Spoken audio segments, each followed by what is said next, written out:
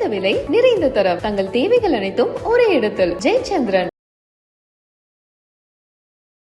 இதற்கு பாஜகவினர் சொல்றது என்னன்னா 356 வந்து பாயும் அப்படின்ற ஒரு விஷயத்த சொல்லியிருக்காங்க.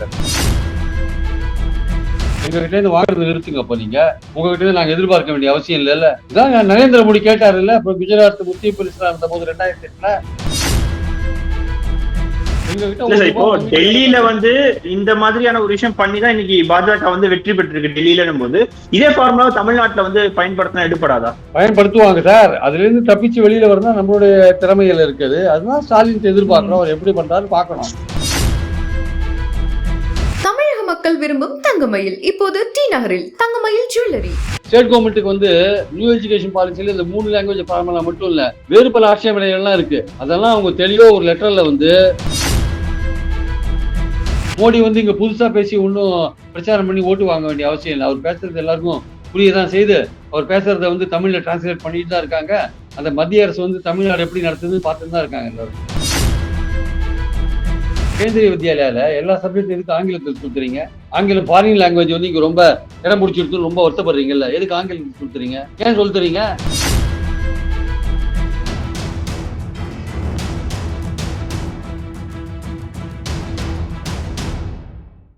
மின்னம்பலம் நேயர்களுக்கு வணக்கம்.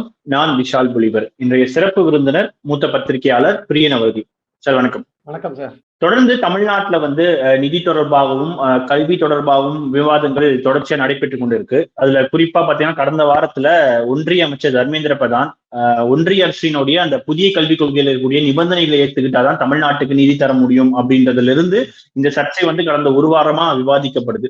குறிப்பாக முதலமைச்சர் அவர்கள் சொல்லும் பொழுது என்ன சொல்லியிருந்தாருன்னா, உங்களுக்கு அதாவது ஒன்றிய அரசுக்கு கொடுக்க வேண்டிய நிதியை தடுக்கிறதுக்கு முடியாதுன்னு சொல்றதுக்கு எங்களுக்கு வந்து ஒரு நொடி போதாது அப்படின்றத வந்து அவர் குறிப்பிட்டிருந்தாரு. இதற்கு பாஜகவினர் சொல்றது என்னன்னா 356 வந்து பாயும் அப்படின்ற ஒரு விஷயத்த சொல்லியிருக்காங்க சார். இது எப்படி பாக்குறீங்க? அதாவது இந்த 356 பாயும் போன்ற பயமூட்டல்கள்லாம் அதெல்லாம் அந்த காலம், அதெல்லாம் இந்த காலத்துல அதெல்லாம் எடுபடாது. அதெல்லாம் இந்த காலத்துல. ரெண்டாவது வந்து புதிய கல்விக் கொள்கைன்றது என்ன, அரசியல் சட்டத்தில் இருக்கிற ஒரு விஷயமா? அது அரசியல் சட்டத்தில் இருக்கிற ஒரு விஷயமா? அது புதிய கல்விக் கொள்கை அது ஒரு திட்டம் சார். சென்ட்ரல் கவர்மெண்டோட எத்தனையோ திட்டங்கள் இருக்கு. பல மாநிலங்கள் சிலர் ஏத்துப்பாங்க, சிலர் ஏத்துக்காத இருக்காங்க. எல்லாத்தையும் ஏத்துக்கிறாங்களா? ஏத்துக்காத பல விஷயங்களும் ஏத்துக்காத விஷயங்களும் நிறைய இருக்குல்ல. அதனால வந்து பாயிண்ட் என்னன்னா அது இல்ல. கல்வி வந்து பொதுப்பட்டியல்ல இருக்கு. கல்வி பற்றின ஒரு மாநிலத்துக்கு என்ன தேவையோ அந்த கொள்கையை வகுக்கிற உரிமை வந்து அந்த மாநில அரசு பள்ளிகளுக்கு தேவையான கொள்கையை வகுக்கிற உரிமை, சிலபஸை வகுக்கிற உரிமை வந்து மாநில அரசுக்கு இருக்கு. அதுல நீங்க தலையிட முடியாது. உங்க திட்டங்கள் மூலமா தலையிட முடியாது. உங்க சென்ட்ரல் கவர்மெண்ட்ல நிறைய ஸ்கூல் வச்சிருக்கீங்கல்ல. நவோதயா ஸ்கூல் வச்சிருக்கீங்க, கேந்திரிய வித்யாலயா வச்சிருக்கீங்க. எல்லாத்தையும் அதுல பண்ணுங்க. எல்லாத்தையும் எதுக்காக நீங்க மாநில ஸ்கூல்ல தலையிடுறீங்க? உங்களுக்கு என்ன உரிமை இருக்கு? மாநிலத்தோட கல்வி உரிமைகளை தலையிடுறதுக்கு என்ன அத்தாரிட்டி இருக்கு உங்களுக்கு? அரசியல் திட்டத்தில் ஏதாவது சொல்லியிருக்கா? திட்டத்தை நீங்க ஏற்றுக்கலைன்னா நிதியை போடணும்னு சொல்லியிருக்காங்களா? எங்ககிட்ட இருந்து வாங்குறது நிறுத்துங்க. அப்ப நீங்க உங்ககிட்ட இருந்து நாங்க எதிர்பார்க்க வேண்டிய அவசியம் இல்ல. இதான் நரேந்திர மோடி கேட்டாரு இல்ல. இப்ப குஜராத் முக்கிய பரிசா இருந்த போது 2008 எங்க கிட்ட இருந்து நீங்க வாங்குறதை நிறுத்துங்க, நாங்களும் உங்களுக்கு கொடுக்கறத நிறுத்துறோம்னு சொன்னார்ல. அவர் சொல்ற போது எப்படி இருந்தது? அது ஓகேவா? அது ஓகே, இதுவும் ஓகே தான். நிறுத்தது எவ்வளவு நாளை ஆகும்? அது அரசியல் இல்லாத ஒரு விஷயம்.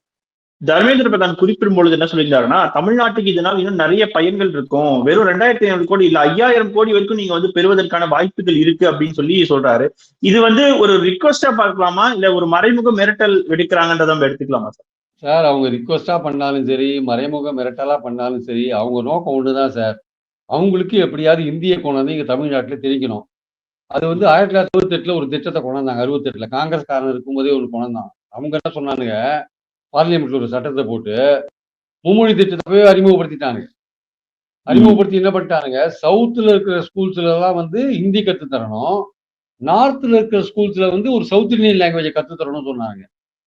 அதன்படி இம்ப்ளிமெண்ட்டும் பண்ணானுங்க. ஆனா தமிழ்நாட்டுல வந்து இருமொழி கொள்கை அமுல்ல இருந்ததுனால அந்த திட்டம் இங்க எடுபடலை. ஆனா கேரளா, தமிழ்நாடு, கேரளா, ஆந்திரா, கர்நாடகா போன்ற மாநிலங்கள் அதை சின்சியரா அமுல்படுத்தினாங்க.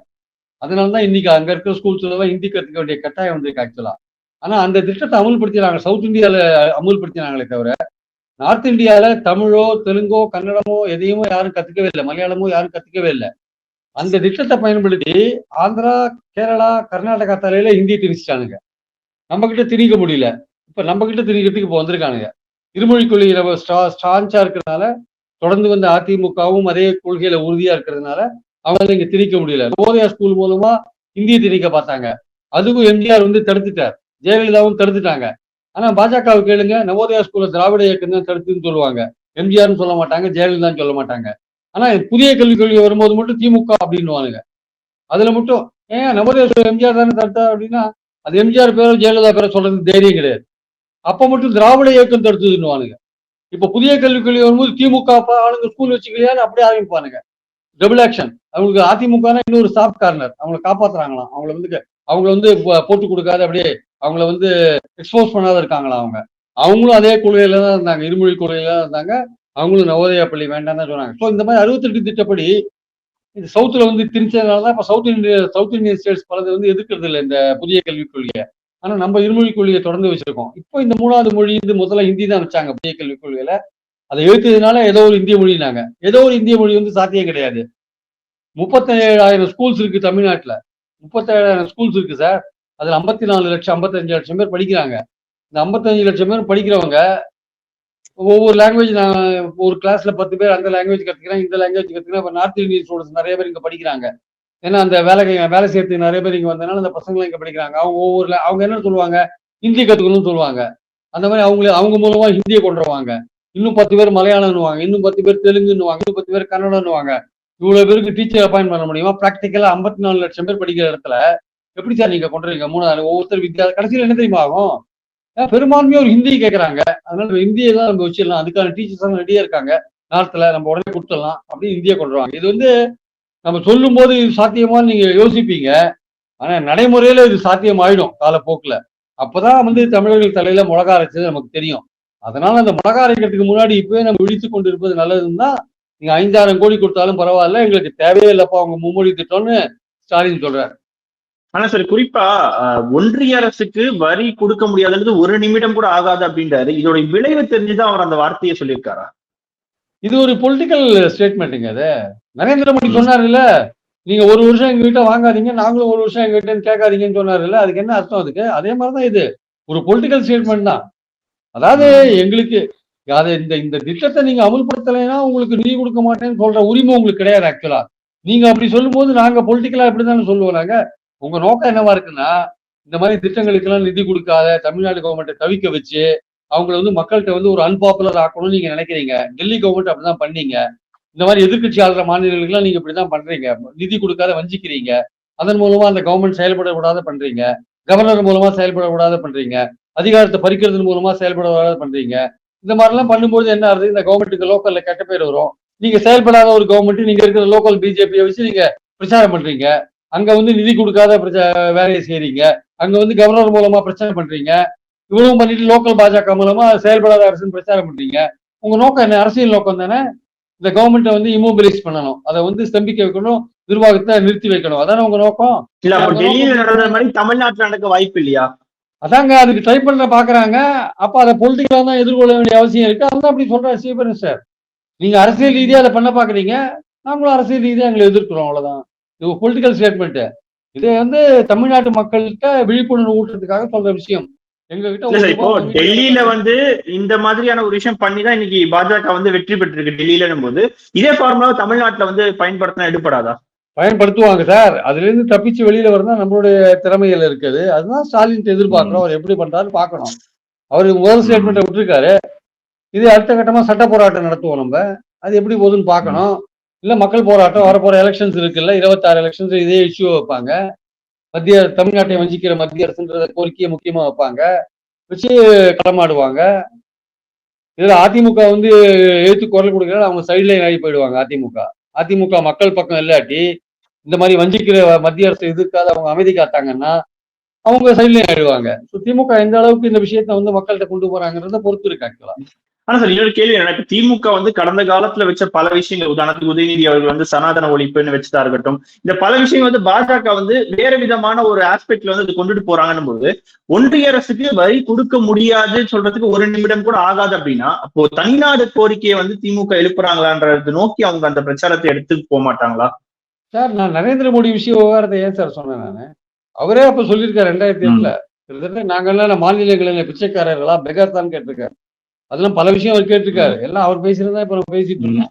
அதனால ஒன்றும் புதுசெல்லாம் இது கிடையாது எதுவும் ஆக்சுவலா. அப்படி ஒரு எண்ணம் வர அளவுக்கு நீங்க ஏன் நடந்துக்கிறீங்க? முதல்ல தனி தமிழ்நாடு விடுங்க, அந்த விஷயத்த விட்டுருங்க. நாங்க வரி வசூல் பண்ணி நாங்களே வச்சுருந்தா நீங்க என்ன பண்ணுவீங்க அப்படின்னு நாங்க நினைக்கிற அளவுக்கு ஒரு விஷயத்த நீங்க பண்றீங்க. கூட்டாட்சி தத்துவத்துல ஒரு திட்டங்களை நாங்க ஏத்துக்கலைன்னா நிதியை தடுக்கணும் எங்கேயாவது எழுதியிருக்காங்களா? எந்த கான்ஸ்டிடியூஷன்ல எழுதியிருக்கா? அதனால நீங்க நடந்துக்கிறது ஸ்டாலினோடது வந்து ரியாக்ஷன் தான்.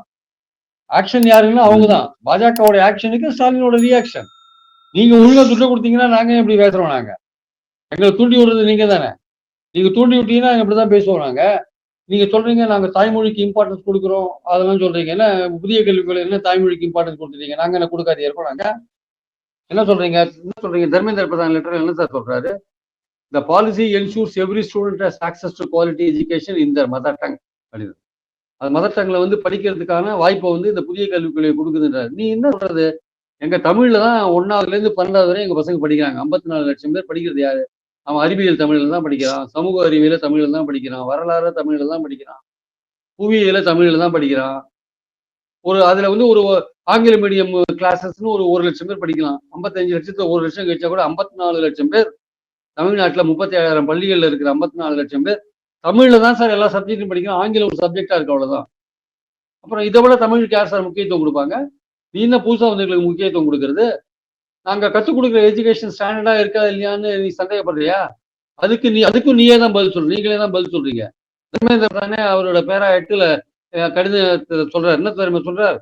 Tamil Nadu has always torch bearer of social and educational progress, pioneering some of the most transformative reforms in India. It is in forefront of shaping modern education, uplifted marginalized communities, and fostered inclusive learning environment. Tamil Nadu இந்த மாதிரி தமிழ்நாடு யாராவது புகழ்வாங்களா sir? Tamil Nadu எவ்வளவு அட்வான்ஸா இருக்குன்னு சொல்றாருங்க.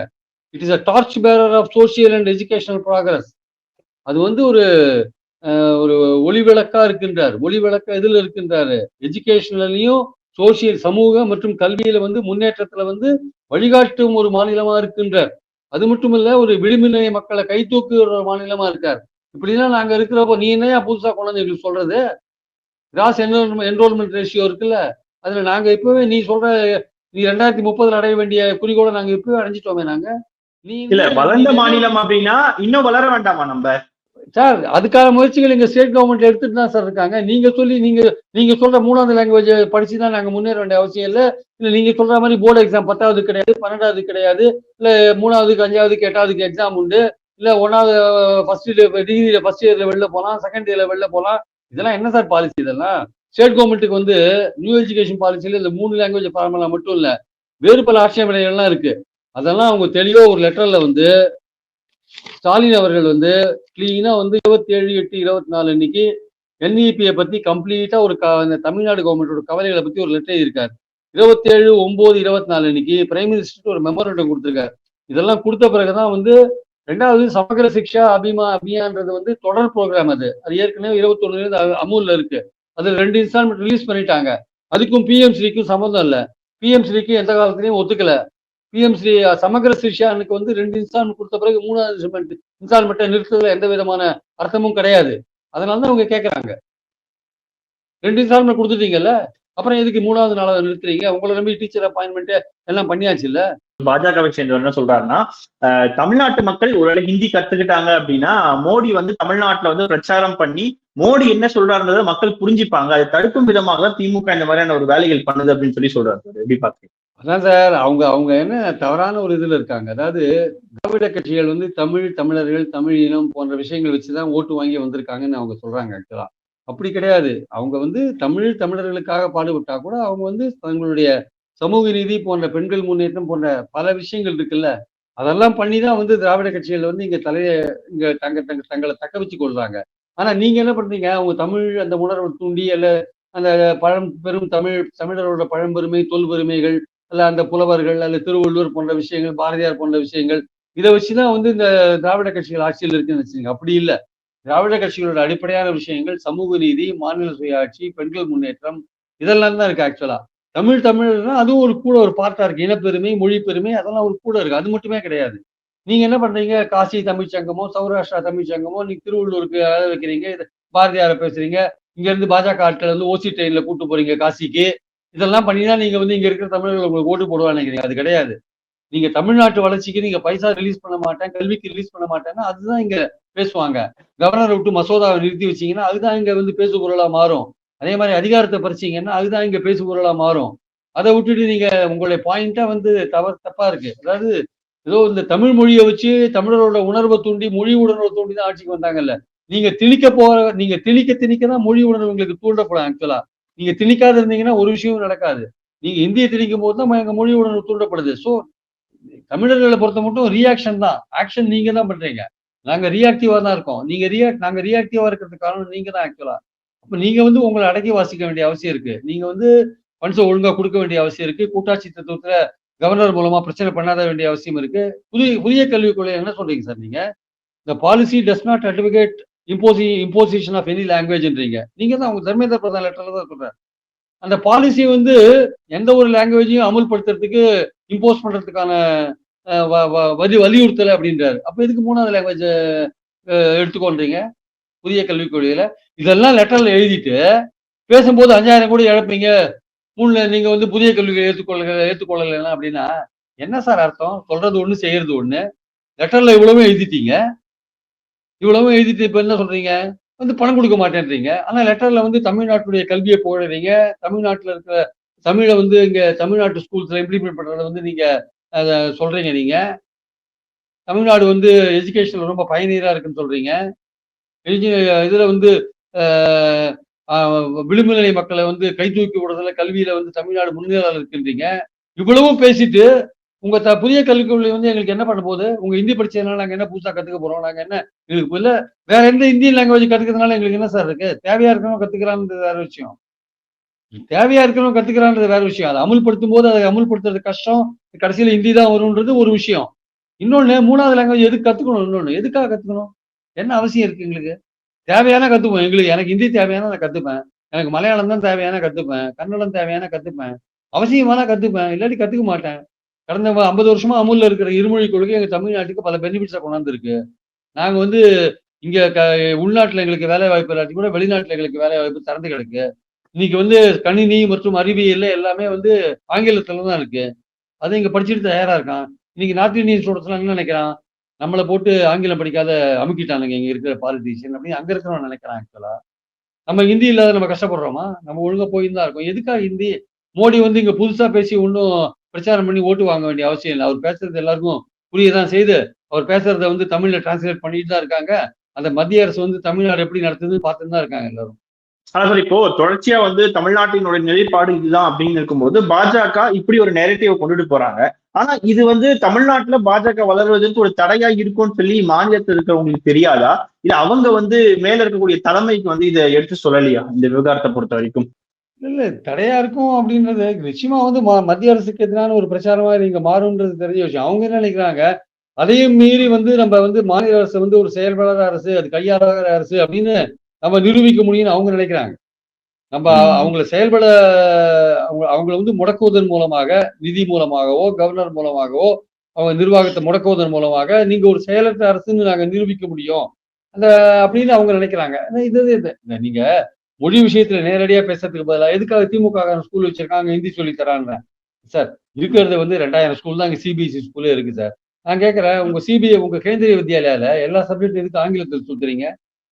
ஆங்கிலம் foreign language வந்து இங்க ரொம்ப இடம் பிடிச்சிருக்குன்னு ரொம்ப வருத்தப்படுறீங்கல்ல, எதுக்கு ஆங்கிலத்தில் சொல்றீங்க? ஏன் சொல்றீங்க?